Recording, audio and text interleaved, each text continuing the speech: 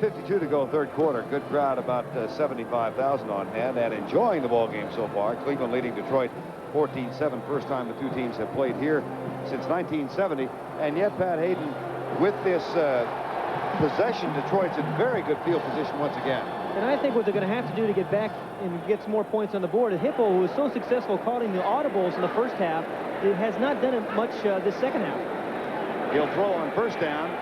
Lobs it to the short man, Gary James, who puts his shoulder down and demonstrates a degree of toughness in getting down, perhaps for the first down, inside the 40-yard line. He's got some cramps there. But isn't it, again, a delight for a quarterback when you can throw a 5-yard pass and a running back and turn it into a first down? And that's just what happened there. Didn't waste any time, turned himself around, and got upfield. Offenses have not been dominant in this half. Cleveland with only 9 yards and Detroit with only 45. It's a 14-7 game. First down and 10, Lions trailing by 7. And again on first down, Hipple goes deep. Carl Bland was doubly covered deep by Chris Rockins and Frank Minifield.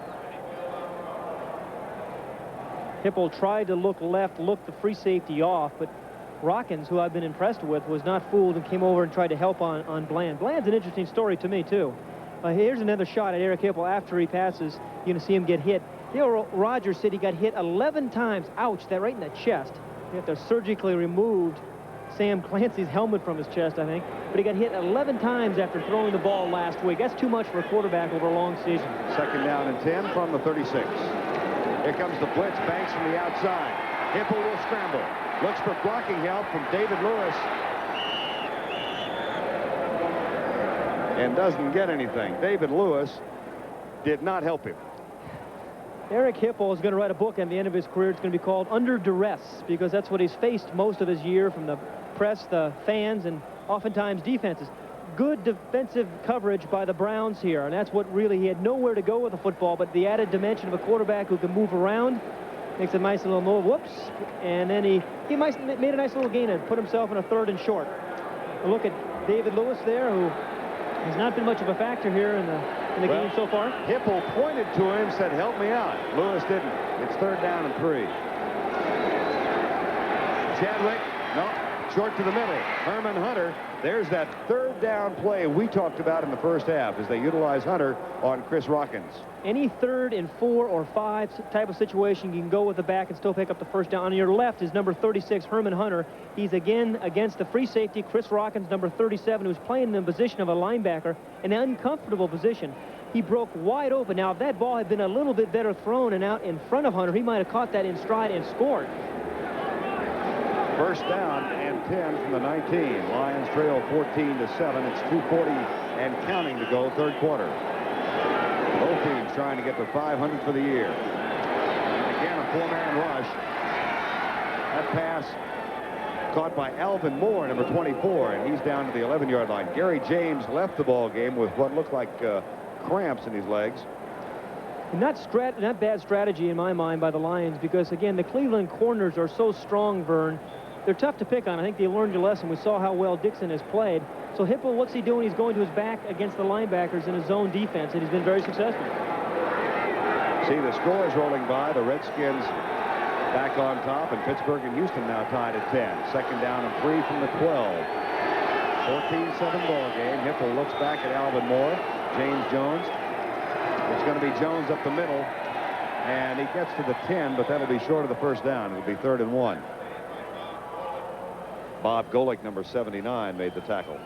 Again, remember last week against Cincinnati, this is where Cleveland, down inside the 10-yard line, that defensive team really let the big fullback from Cincinnati, Kennebrew, run right over them into the end zone. So it's up to guys like Golick right there in the middle, Hairston and Reggie Camp, 96, to get some penetration so James Jones and company doesn't have much room. Word from the Detroit bench, Gary James has been taken to the locker room to check. Maybe a reoccurrence of the muscle injury. 3rd and 1 from the 10. Jones gets a block from Alvin Moore. 1st and goal, Detroit at the 7. Moore turned Chip Banks outside and allowed James Jones to cut to his left upfield.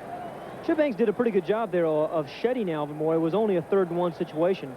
Banks was a guy who wanted to play, held out, unusual holdout, really wanted not only some more money, but he wanted to be able to play on third downs, and Schottenheimer had been taking him out on third downs. Now he's back with the Browns. He's a lot happier. Of course, they paid him some more money, but he's in on third downs as well. James Jones, 23 carries, 68 yards. Hasn't been flashy, but has been productive. Hipple, right side. There's Jones again, no gain. Chip Banks with help from Eddie Johnson.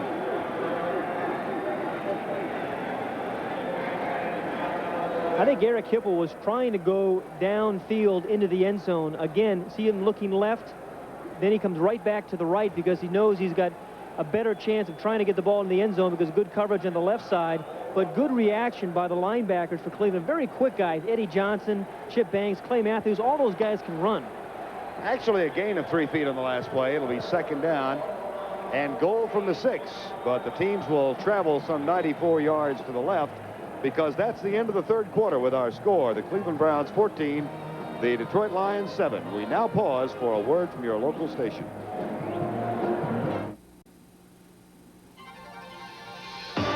CBS Sports coverage of the National Football League is sponsored by Miller High Life.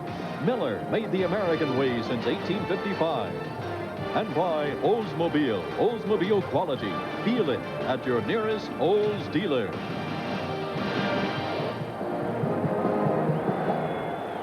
Detroit has not been the type of offensive team that's been able to punch the ball in from this part of the field. More pressure on Eric Hipple to get the ball to his receivers in the end zone. Let's see if he wants to throw it on second and goal as we start the fourth quarter from Cleveland. He will. It's directly across the middle. Touchdown, Detroit. James Jones, number 30. So we're seeing a real nice exhibition today from both teams getting the ball to your backs. I think the Detroit team has made a very good adjustment here in the second half and come out in the third quarter and early in the fourth quarter and realize they can't get the ball to their outside guys. Let's go to our backs. And they've been really almost that entire drive was made up of passes to the backs. Notice the man with the broken nose is taking the bandage off. He's really getting serious now. A guy like that should be playing in Detroit, though, right? Absolutely. Eddie Murray will try and tie it up out of Hipple's hole.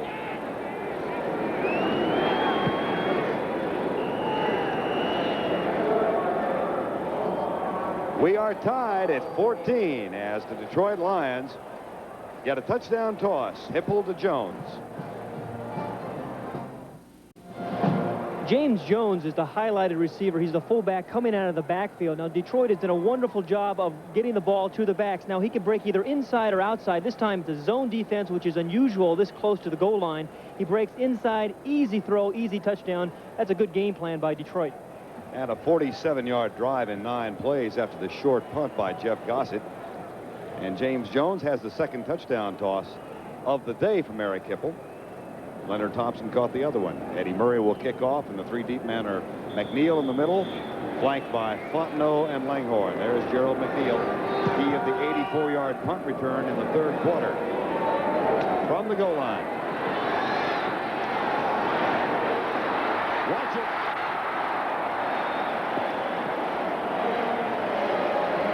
Exciting? He is going to be a threat all this season. I was a little surprised, actually, he was so successful because the wedge was a little bit slow getting started here. But he is so quick, if he can just pick up 1 or 2 blocks out of the wedge, a lot of guys are just going to overrun him here. It is tough to find him because he is so small, 5'7". He hides behind an awful lot of those guys. All of a sudden, you run right by him because you can't see him. Now, that's the good news. The bad news is the offense had 9 yards in the third quarter. And they have 10 yards on the ground through 3 quarters. Score tied at 14. Ernest Biner going to the left, flag is down. And Biner is caught after a gain of 3 that might be wiped out. But even if it weren't wiped out, they're just not productive on first down, have not been this entire season. It's making it awfully tough on their offense because every time today in this whole season they've been 2nd and 8. It's not a fun position if you're Bernie Kosar. So what do you do, though? But I think they have to throw the ball downfield. Offside. Defense, number 79, 5 yard, first down. Let's get Ozzie Newsome involved in the attack or some of the outside receivers, Langhorne and Slaughter. Again, those are the guys that Marty Schottenheimer is high on. So far, here's the way it has gone. Brian Brennan recovered a fumble in the end zone after Kevin Mack had come left. Then Thompson tied it up with a 3-yard touchdown reception from Hippel. McNeil, an 84-yard punt return, made it 14-7. And Jones just caught a touchdown toss from Hippel to tie it again at 14-0. Vern Lundquist, Pat Hayden here from Cleveland. First down and 5 from the 41. Gosar, right side. Ball is caught by Brian Brennan for a first down across midfield at the 49-yard line in front of Dwayne Galloway. Now, you haven't been able to had a chance to see much of the sting in Bernie Kosar's arm today because he's been throwing much to the backs. But he's an excellent deep ball thrower, and he can put a lot of steam on the ball. Here he winds up in a good throw by Brian Brennan, but I think you're going to have to see more of this out of Cleveland. He's got the arm to do it. They can stretch out the defense the way they line up by formation. They should have some easy completions on the out routes. That is the first down for the Browns in the second half. 1st and 10 from the 49. 4-man rush into the flat. Reggie Langhorne for about 4 out of bounds near the 44-yard line. Jimmy Williams, number 59, knocked him out of bounds, and Langhorne will leave the game, and Brian Brennan comes back in. Pittsburgh looking for the first win. Down in Houston. You know, one of the things we haven't seen from this Cleveland Brown passing attack either is hitting a receiver on the move. Or I think that's where you really come up with big plays. When you have a guy crossing over the middle, you hit him in full stride, and he can outrun some defenders either for a big gain or a touchdown. No receiver has caught the ball on the move, really. 2nd and 5. They'll try the ground game again, and this one works. Biner with the longest gain of the day. First down at the 29.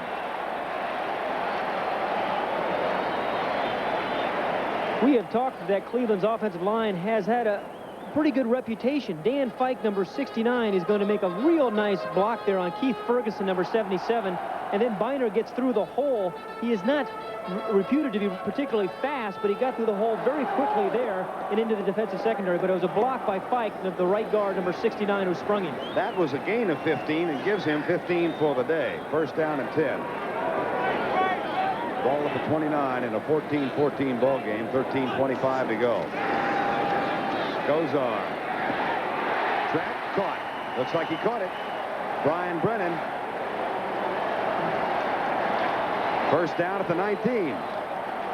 This pass really has been open all day, but now they finally made some adjustments, and Cleveland is coming back to it. It's a little out route. We saw him throw it earlier and catch it. It looked like he caught it there to me. I thought he had his body way in front of the ground, but the officials agreed with me, or I agreed with them, one or the other. As we said, the wide receivers haven't been that productive in the 80s. Largest number of catches was by Brennan 2 years ago, 35. Usually the wide receivers are in the 50s and 60s for the season. Nevertheless, it's 1st and 10. Biner comes right. Good tough run to the 11.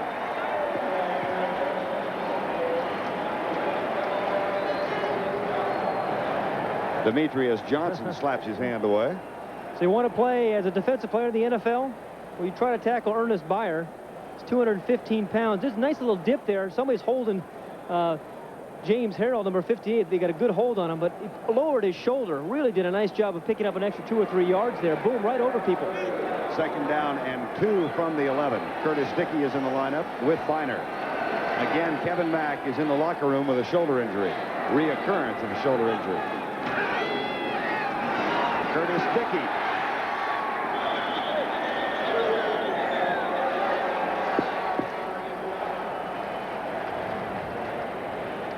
Demetrius Johnson knocks him out of bounds, but he might have gotten enough for the first down. You know, unlike the Detroit Lions, who we felt could not punch the ball in from inside the 10-yard line with a running attack, and we saw Hippel throw the touchdown, the Browns have that reputation of being able to do that, to getting physical inside the 10-yard line, handing the ball to Biner and Dickey 3 or 4 times in a row.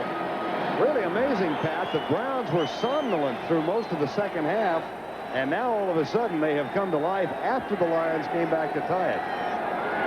Somnolent. I like that. Oh, just hang with me. I'll use more big ones. Biner down to the 6. I don't necessarily know what they mean, but I toss them in there. It'll be 2nd down and goal. I know big words, too. Haberdashery, gymnasium, all kinds of big ones. Second and goal. 11:34 to go in the ball game. 14-14 tie. Tell you what, though, this is tough to run the ball in from this particular part of the field when you have a second down and goal from the 6-yard line, unless you can have a big run on second down. Slaughter and Brennan both go to the left side. Harry Holt, the tight end, is tight right. Newsom is out of the game. Has been since the late part of the third quarter. Play fake. Kozar almost intercepted. Diving try by Bruce McNorton, number 29. We've seen some very good defense today by the Detroit Lions. Here's another more evidence of it. Bruce McNorton off the play fake. Normally when you run the ball generally as well as the Cleveland Browns have, it sets kind of plays like this up. Bernie Kosar really wound up there, but McNorton read the slant pattern and really had the very good coverage on the receiver.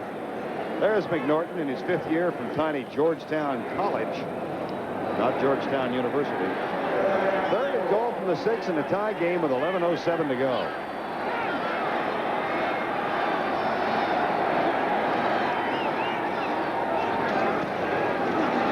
Blitz coming. Good block. Brennan out of bounds. It'll be 4th down.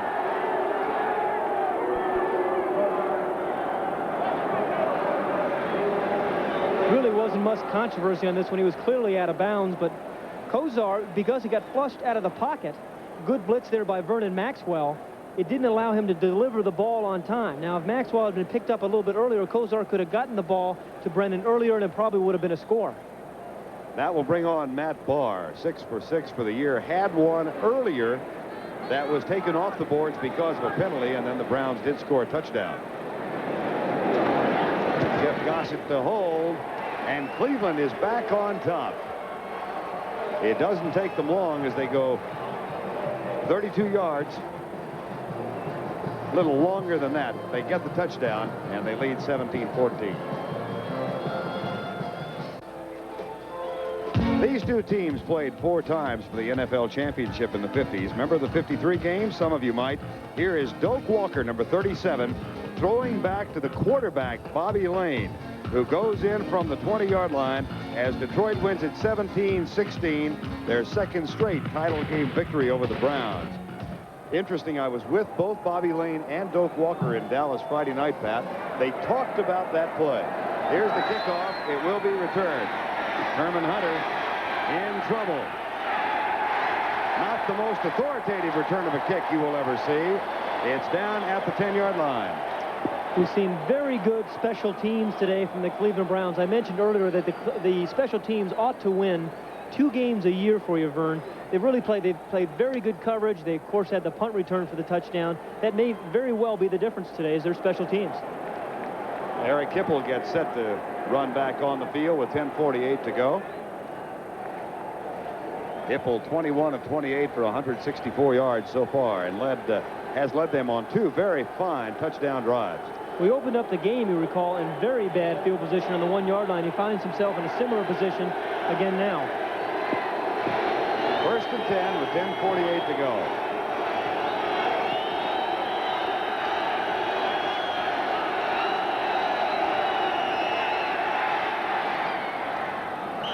Got a shot put at that one out. Incomplete at the 19-yard line. Jeff Chadwick, number 89, tried to trap the ball but couldn't.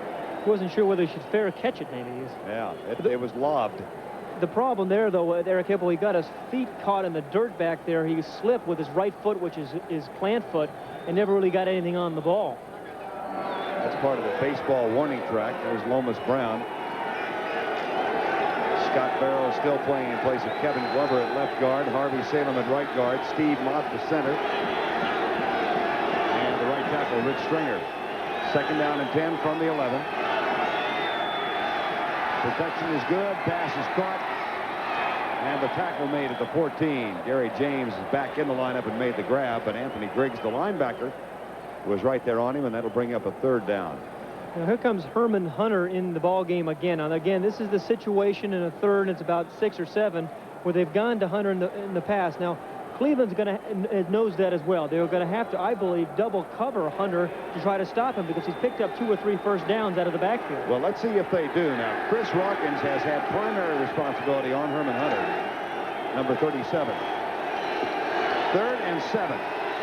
in a 17-14 game with 10 minutes to go.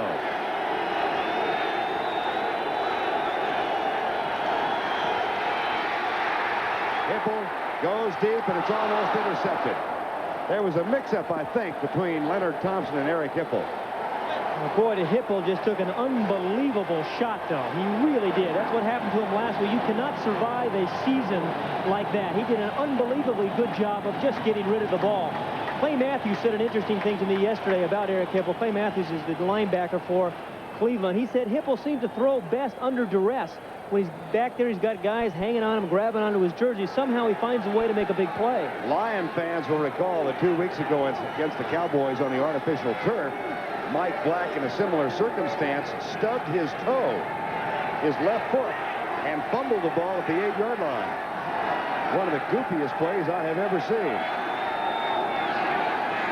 He gets this one away, but it's high, not terribly deep. McNeil across midfield. Now, did the ground cause the fumble? Yes. Yeah, they called it down. Good call.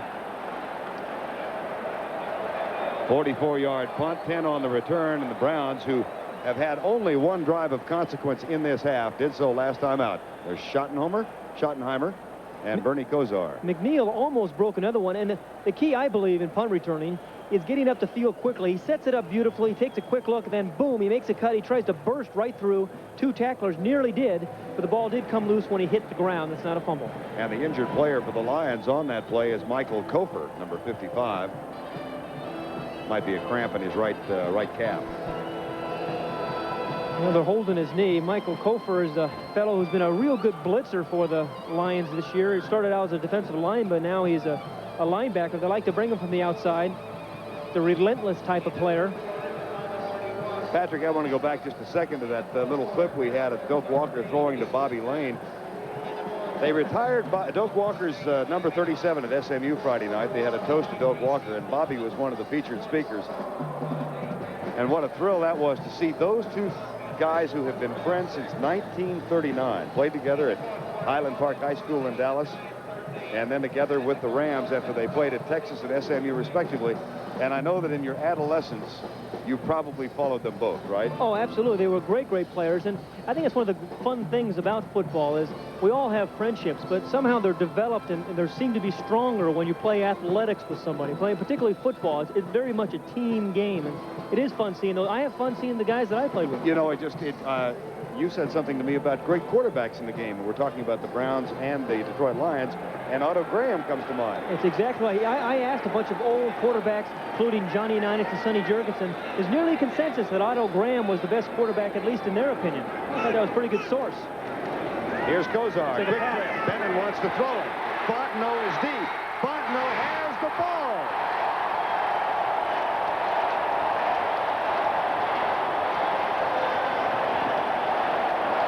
He learned that from Doug Flutie. Give Lindy Infante, the offensive coordinator of the Browns, a little bit of credit. Now, this was set up because Cleveland, all they've done is thrown short passes all day long. So as soon as the defensive back saw the short pass to Brian Brennan, they started to come up. And Herman Fontenay came from the other side of the field, snuck, and he was wide open for the play.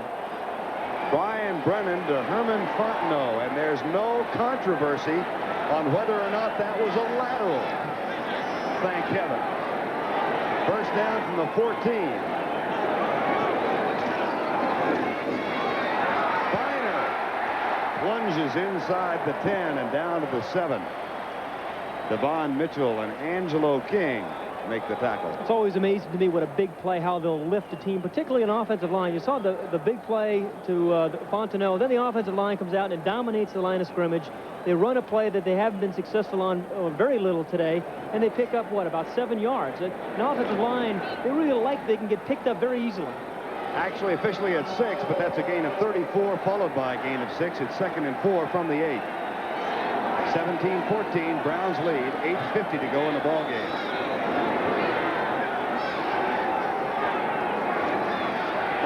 Flag is down. And so is Biner at the 7-yard line.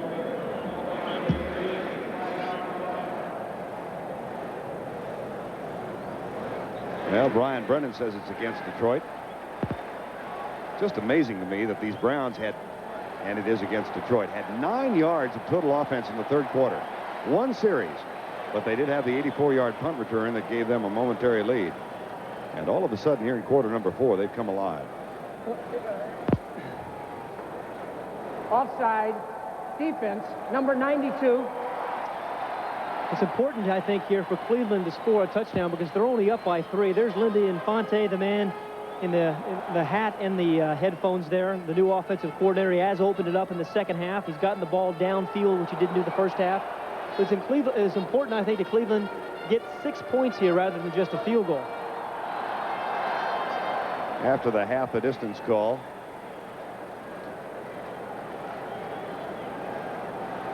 the ball will be spotted. Let's see where they finally do set it down. At the 4-yard line. And that should be enough for a first down. Yeah, it is. First and goal from the 4 on the half the distance. So it's first and goal from the 4. Slaughter goes to the left side. Langhorne comes to the right. Harry Holt, the tight end, is tight right. And the backs are in an I formation on first and goal from the 4. Dickey to the 1. Nice surge there by the offensive line, but the offensive line had a little bit of an advantage. They were all on the grass, and the defense was on the dirt in that part of the field. Offense got a little better footing, but nice surge. Watch the push here by the offensive line. This is what they knew. They've really come to life here. 61 there to the center. Mike Babb gets a big block. Watch, he's knocking Eric Williams, his man, all the way into the end zone. Great block by Babb, the center. Second down and goal from the 1. We're under 8 minutes to go in the game.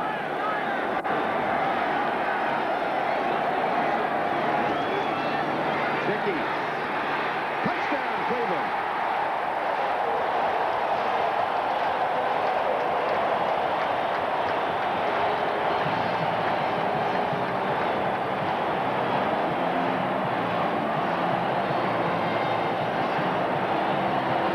Dickey has the speed to get outside. A nice compliment to Ernest Byer, who will pound the inside. Now watch the block by number 44, Ernest Byer. I'd say that's an unselfish play. That was really the key. That allowed Dickey to cut back inside. Then you got to be impressed with Biner, a guy who's we've seen him catch balls here today. We've seen him make some beautiful blocks. He's very much a team player, and you know, you don't want to have a lot of superstars in your team, in my estimation. You want to have enough of them, of course, to win, but you need a lot of guys like Biner. That was a 49-yard drive in 4 plays. The key, of course, was the pass from Brian Brennan to Herman Fontenot. And then Curtis Dickey gets the touchdown, and Matt Barr is on to try the extra point.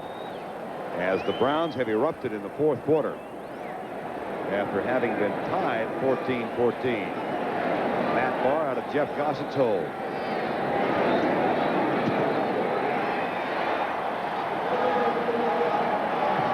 And a somewhat tenuous 3-point lead has become a 10-point margin of difference. Curtis Dickey.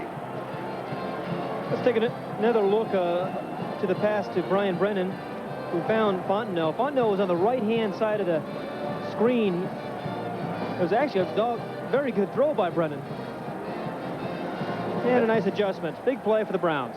35-yard pass that set up the touchdown.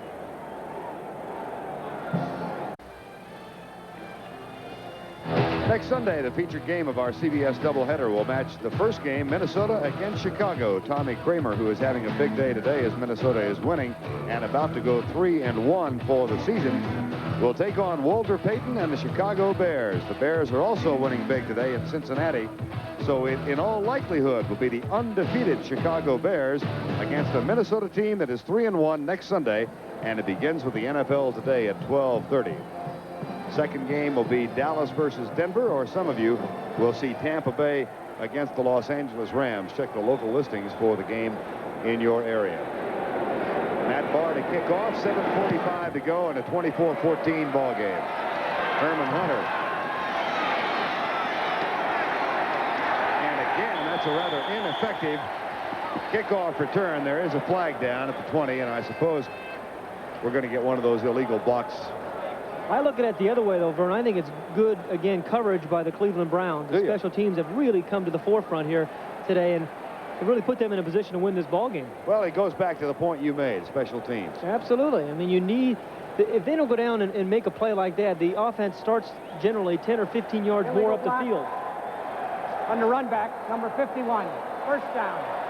And this is the third time today that Eric Hipple will start a drive inside the 10-yard line. And if you look at the statistics in the NFL, the chances of scoring a touchdown from inside the 10 when you have to drive over 90 yards are really less than 10%. There is an injured player for Detroit up at the 30-yard line. Michael Kofer, who was hurt earlier, was re-injured on the attempted kickoff return. Trainer is out, tending to him at the 30-yard line. Kofer from Tennessee. The Lions need 2 touchdowns to win this ball game. They've got a long way to go here yet. But however, Cleveland still has not been able to stop the back out of the backfield for the Detroit Lions. Kofer is having problems with cramps and has had those problems here in the second half. Browns had 9 yards total offense in the third quarter, but they've come on in the fourth. Detroit with 252 yards total offense so far, and Cleveland with 214. First down and 10.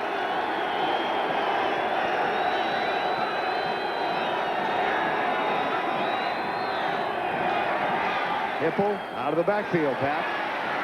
And it works to perfection out to the 17. I think what Cleveland's going to have to do is say, hey, our defensive backs, our corners can handle their receivers one-on-one. Linebackers don't take deep drops. And the tight end is ineffective for Detroit as well. So why don't we double each back with linebackers? They haven't thrown the ball to David Lewis. Pittsburgh and Houston still tied. That's of very great interest to the people in Cleveland. Division rivals playing each other. Second down and 1 from the 17, and the clock shows 6:59 to go in the ball game.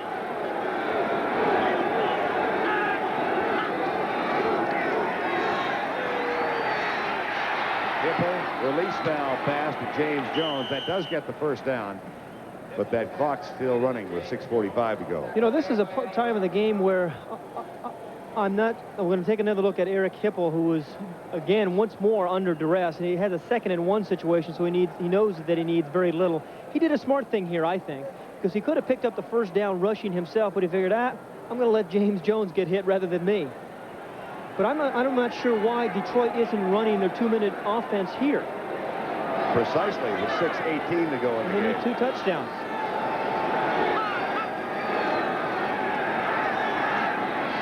That pass tipped away by Hanford Dixon, intended for Pete Manley, number 82. It'll be 2nd and 10. I'll tell you what, if you're a quarterback, in my estimation, you stay away from Hanford Dixon. He has earned my respect, and I believe Eric Hipple's today. We've seen him make 3 tremendous defensive plays without causing interference, which to me is remarkable.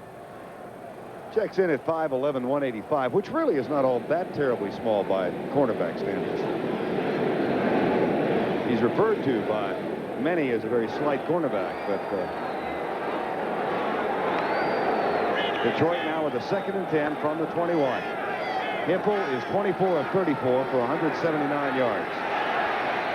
That pass open across the middle. The tight end, David Lewis, finally makes a catch and gets in the ball game. We saw an interesting adjustment by Cleveland. They blitz their linebackers. That's one way of forcing the backs to stay and watch the middle of your screen. The linebackers are going to blitz. Now, the offensive backs have to stay in the backfield to pick them up.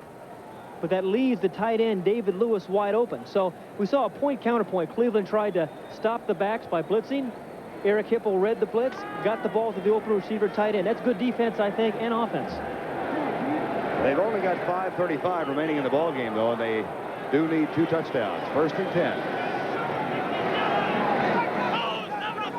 Eddie Johnson leans up, says, let's change our defense, and they do.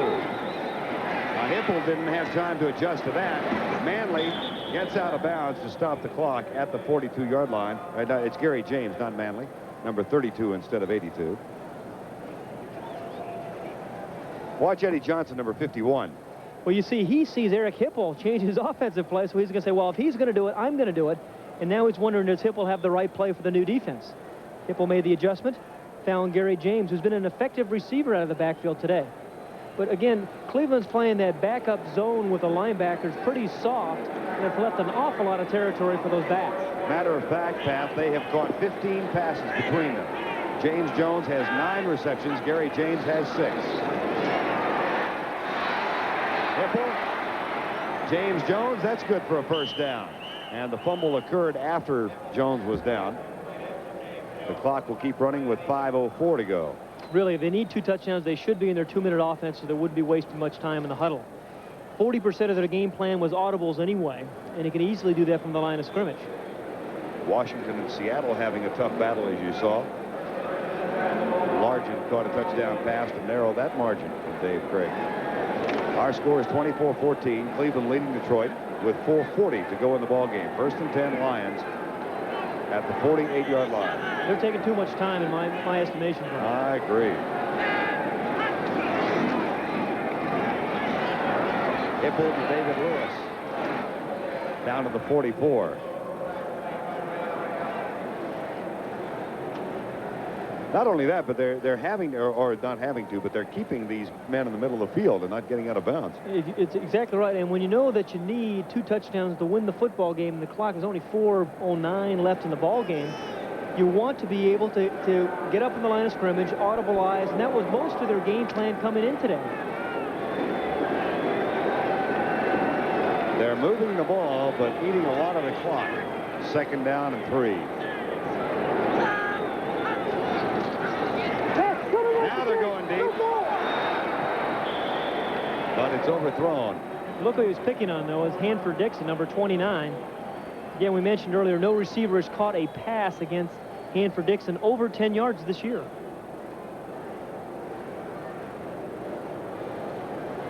That brings up a 3rd down and 3. Eric Hipple, 28 of 39 for 215 yards. The matchup again here to watch is Herman Hunter against number 37, Chris Rockins, the free safety for Cleveland. This has been the ideal circumstance for them to use that, hasn't it? One way to stop it, though, is to blitz. Then he's got to stay in and block. All right, let's see if Cleveland does. We got Danny Hall. 3rd and 3. Looks like they might. Now they're sending 4. And the pass is complete to the 39-yard line. Pete Manley makes the catch, and that moves the chains. Moves the chains, but they should be over the ball, calling the next play. They may not get the ball back. That's right.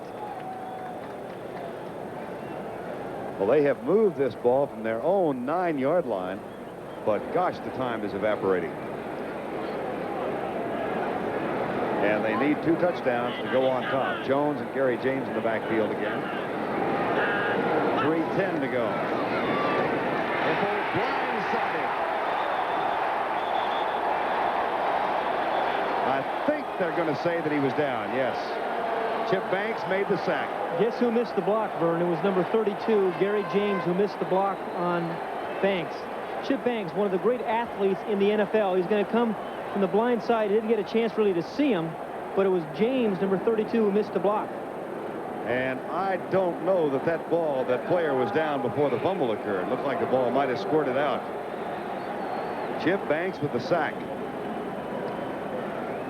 Well, normally a guy coming from the right, the quarterback can see him and make a little move to make a miss, but Hipple was looking to his left, had no chance. But James should have easily have picked him up.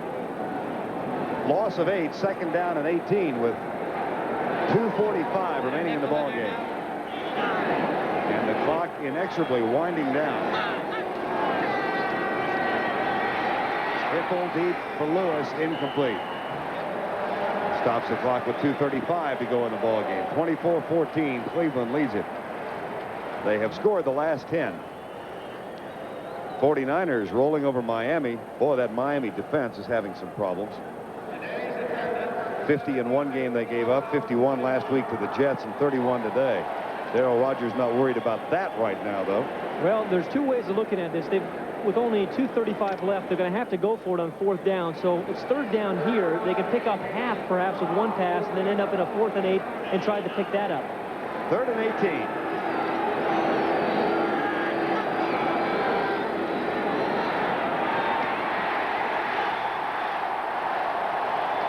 Fourth and 28. Sam Clancy, number 91.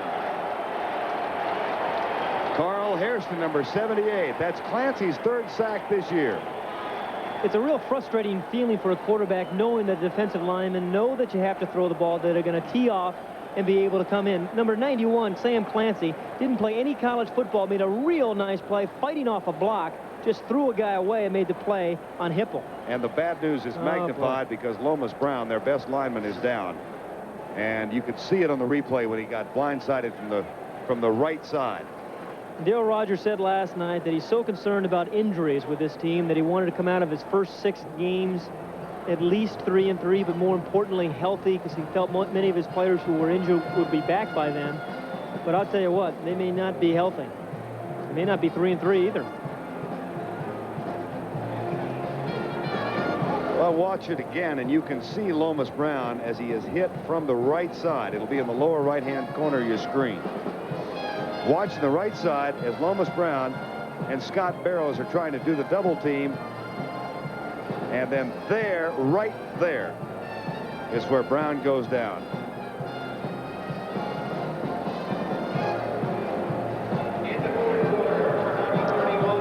They can't really afford any more injuries in that offensive line. They're going to have to either make a trade or bring somebody off the waiver wire or something. Dorney and Dietrich already on the injured reserve list. Watching back home in Detroit today, I'm sure. Kevin Glover is already out with an injury in this game.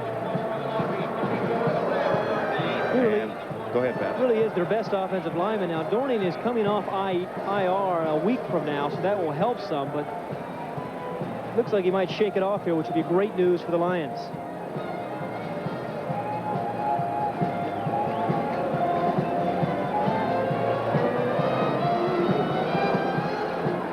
Don't forget, at the conclusion of our game, we'll have the NFL post-game show. That's next. Scores and highlights, plus an update on the instant replay poll.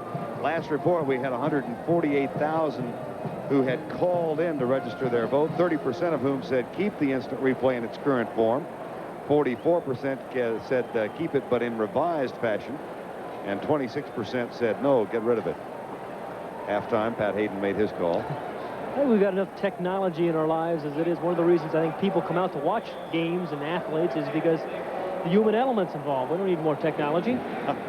I think all you need to do is get guys in the replay booth who think about buzzing the official and say, okay, look, we're looking at this. Hold it. Well, if you're going to use it, you got to have some guys with some courage up here. That's right. Fourth down, and the Lions have chosen to punt on 4th down and 26. McNeil, that's a fair catch. And it's down at the 5-yard line. Scott Williams, number 38, got down to down the ball.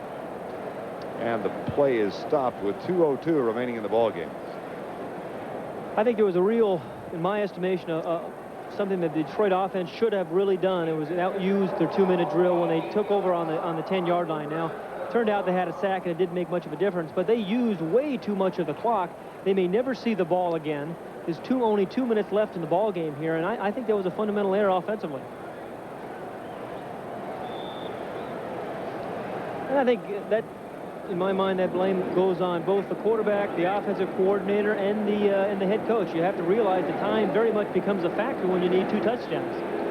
And now only 2:02 remain. We'll have this play and then the 2-minute warning. Kozar will keep it on the ground. Ernest Biner still running. Oh, what a dandy! If it had been Kevin Mack, he might have been gone. Biner's not the fastest back in the world. And Dwayne Galloway saves a touchdown. It's a 37-yard gain. But he is awfully determined, if not fast. So often this happens on basically what is a short yardage defense, because Detroit is trying to stop them. They know they're going to run, but he's twisting and turning.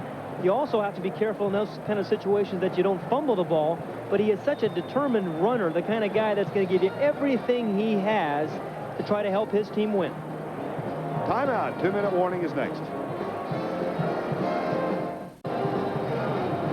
1:52 remaining in the ball game. The Cleveland Browns leading Detroit with 10 unanswered points here in the 4th quarter, 24-14. And the Browns have a first down at the 44-yard line. There is Lomas Brown. Word from the bench, he just had the wind that knocked out of him. That's good news for Detroit Lions fans. First down and 10. Ball on the 44.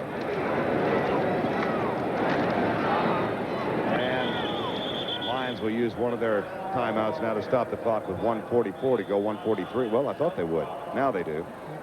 We'll have 2 left after that one.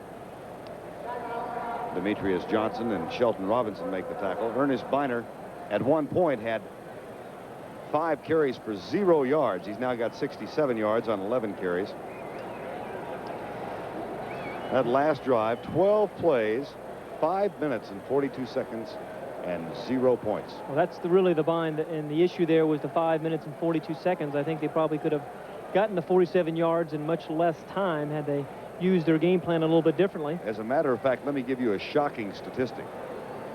In the ball game thus far, Detroit has run 73 plays, Pat, to 48 for Cleveland, and the time of possession is 38 minutes and 56 seconds for Detroit to 19 minutes and 2 seconds for Cleveland.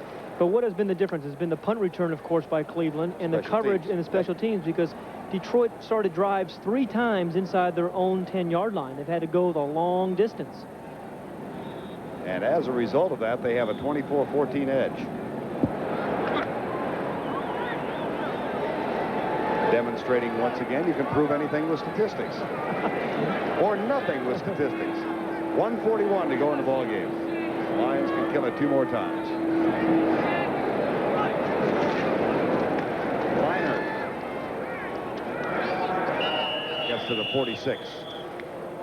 Cleveland, this is a big win for them. They'll go to 2-2 and tied for first place in their division with Cincinnati. Cincinnati losing to the Bears today. Well, actually, it's in the definitely losing to the Bears today in the 4th quarter. So they're right back where they started the season, 2-2, tied for first place. And I still think Cleveland has a chance to be a very effective and good football team. Esiason in that Cincinnati loss, last we checked, had thrown 4 interceptions. So Marty Schottenheimer's team will be tied with Cincinnati at 2-2. And the Browns have a trip to Pittsburgh next week where they have lost 16 consecutive games. Isn't that amazing? It sure is. But the season's a 4th over. The Browns are now tied for first again. Remember, they won the division last year with an 8-8 record. A similar record, I think, will do it, an 8-8 or a 9-7 in that division this year. And so they're not in bad position. Now, Detroit, on the other hand, is going to go to 1-3. We mentioned that Darryl Rogers wanted to be at least 3-3. So he's going to have to win his next 2. Well, he's got Houston at home next week, and then he makes a trip to Green Bay. But then they've got to go out to Los Angeles to take on the Rams. So 3-3 is a possibility, I would think, against Houston and Green Bay.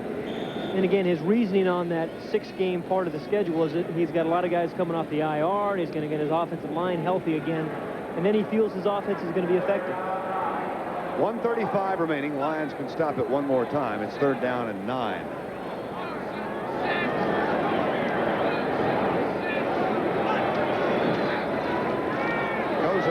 Flat for Biner.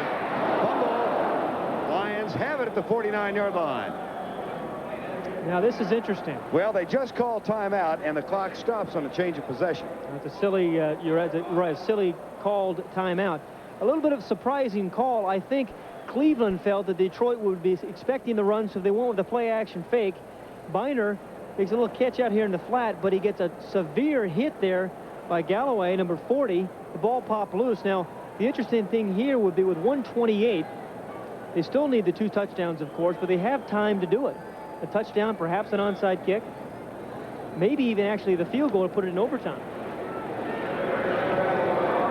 Yeah, that's a thought. I want to see if I don't think Detroit was charged with the timeout there. They were not. They were not. They called time, but they were not. Here's Hipple, double coverage. There was no one in blue within 15 yards of the ball. Well, he is motioning there to his wide receiver, Pete Manley. He thought he was going to break inside against the double zone there, but that was very lucky that wasn't picked off. Just to reiterate, Pat, even though the Lions asked for a timeout, the officials did not grant them one, so they still have 1 timeout left. Go ahead. Well, again, now we've always talked about 2 touchdowns. Remember, a touchdown, perhaps an onside kick, and a field goal will tie it up. 2nd and 10, 1:21 to go.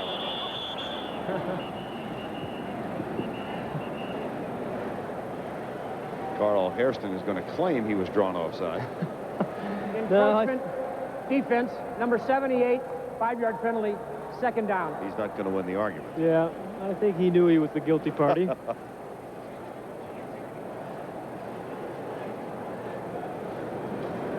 It'll be second down and 5.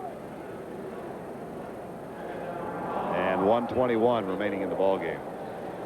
Lions have 1 timeout remaining. Eric Hipple for the game, 42 throws, 29 completions. Into the flat, James Jones, nice catch. Hurries to get out of bounds and does. He didn't gain much yardage, though. Well, he didn't gain any yardage. That was part of the problem. I mean, you have to pick up the first down, then get out of bounds if you can. Remember, the other thing here for the Detroit Lions, they have a kicker who's got 11 53-yard field goals in his basket as well in his career, which is another thing to consider potentially. They've got a 3rd and 4 now from the 43. Now, will we see Herman Hunter out of the backfield?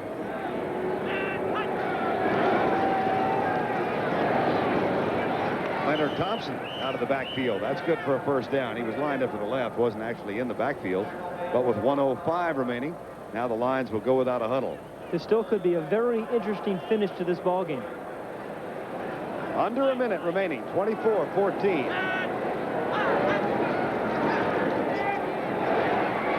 Hipple will run. Now he'll get up and call time. And does, and stops the clock with 40. Well, he hasn't called time. Now he does. Lost 5 seconds. Lost 7 seconds. He was down with 42 seconds to go.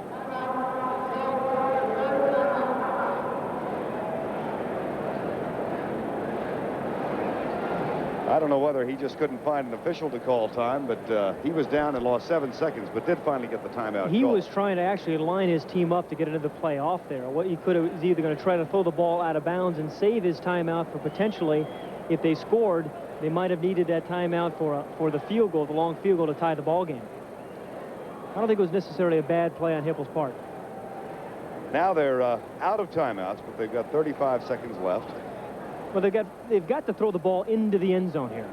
They've got to throw the ball into the end zone. There's no sense of trying to pick up a first down here and getting out of bounds. In my mind, they've got to throw 4 balls into the end zone, hopefully score early enough, maybe with 25 seconds left, kick an onside kick, perhaps make a play, a pass where they can get their field goal kicker in the game to kick a long field goal, tie it up, go in overtime. Nothing to it. Sounds easy, doesn't it? Sure it does. I like but it can be done. It can be done. Yeah, absolutely.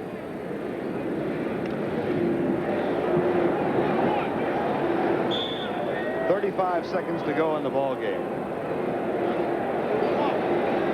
And the Lions have a fresh set of downs with a first down and 10.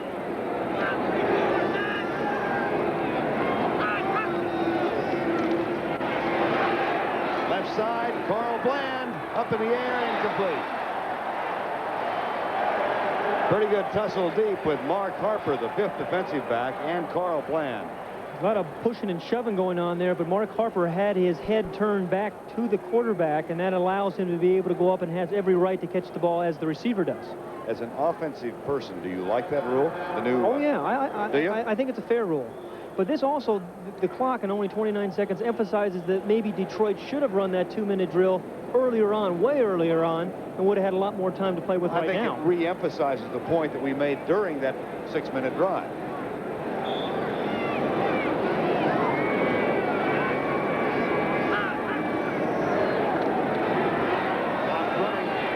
Has a man open, overthrows it.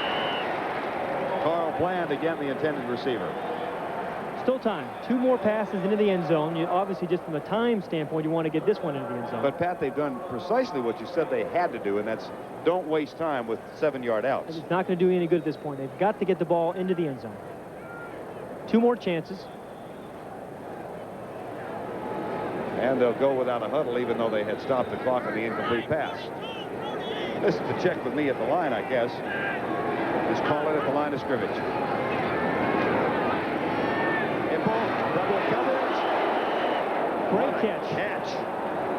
James Jones popped and kills the clock with 17 seconds. And look at him bounce back up. This man is you talk about throwback. This is a tough throw. Now, we said he had to throw into the end zone. Here's the one exception when James Jones actually caught the ball and was out of bounds, or caught it and then got out of bounds because of the big hit.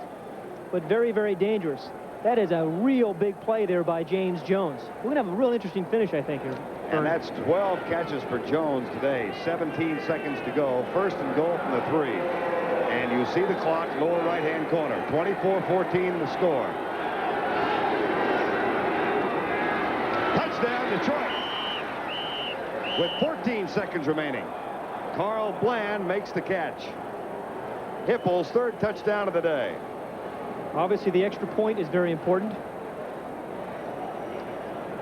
Nice play here by Detroit because Hippel got rid of the ball quickly, again saving himself a little bit more time on the clock.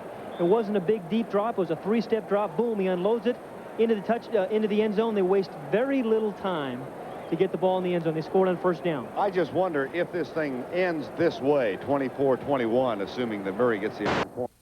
Think back about that 6 minutes. The 6-minute drive where they came up empty. Murray has brought the Lions to within 3 points. It's 24-21 with the onside kick to come. Well, miracles definitely have happened before in the NFL. And we mentioned a little bit earlier, that man, Kevin Murray, has had 11 field goals in his career over 50 yards, which obviously becomes a factor now. There is no wind, so that is not a factor. What they need is a decent return, which they have not had, and they need one pass, maybe one pass where they can pick up perhaps 10 yards. Well, let's see what they've got in mind for the onside kick. There are all sorts of gadgets. Did you, as a Ram team, spend a lot of time on things like this, onside kicks? Oh, absolutely. Did you? Every week you did. Uh-huh. I personally didn't, thank goodness. Right. Now you can squib kick it, you can kick it on the top and have it bounce 4 or 5 times and take the funny hop. Well, again, generally the ball on grass doesn't take as many funny hops as it would on AstroTurf.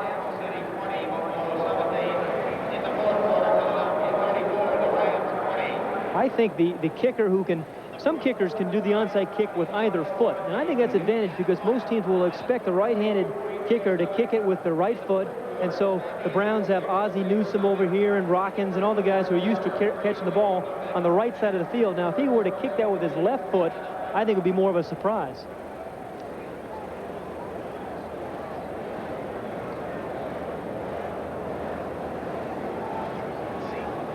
.14 seconds remaining in our ball game. The Lions have just scored their third touchdown to narrow the margin to 24-21, and they are about to attempt the onside kick, trailing the Cleveland Browns with 14 seconds to go. Carl Bland just caught the touchdown. Here's Murray's onsider. Ozzie Newsome makes the grab for the Browns, and Pat Hayden, you just pointed out that they had him, the aging vet, out there on special teams. That ball needed to have one more bounce to be an effective onside kick. It took one bounce, popped up. It was an easy catch for Ozzie Newsome. He needed to hit it on the top of the ball a little bit more, take 2 bounces, then it would have been more like a squib kick. So the Lions, out of timeouts, cannot stop the clock. 13 seconds remaining in the game. The Browns were tied at 14 all and then put together 2 good drives in this fourth quarter to take a 24-14 edge. Lions just recovered a fumble at the 49-yard line and got a touchdown toss ultimately from Eric Hipple to Carl Bland to cut the margin to 3. And now Bernie Kosar will stop the clock, and that will be the final play of the day as the Cleveland Browns outlast the Detroit Lions in a well-played ball game. The final for Marty Schottenheimer and his crew as they go to 2-2, 24-21. And Darryl Rogers and his bunch fall to 1-3, but I think he saw some things to like in this ball game.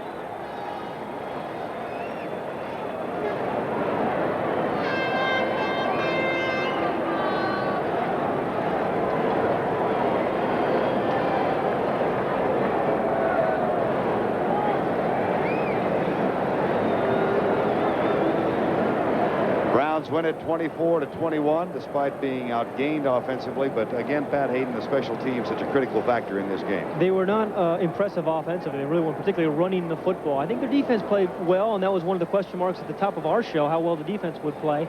But if they're going to be a contender in the Central Division of the AFC, I think their running game, their offensive line is going to have to do an awful lot more.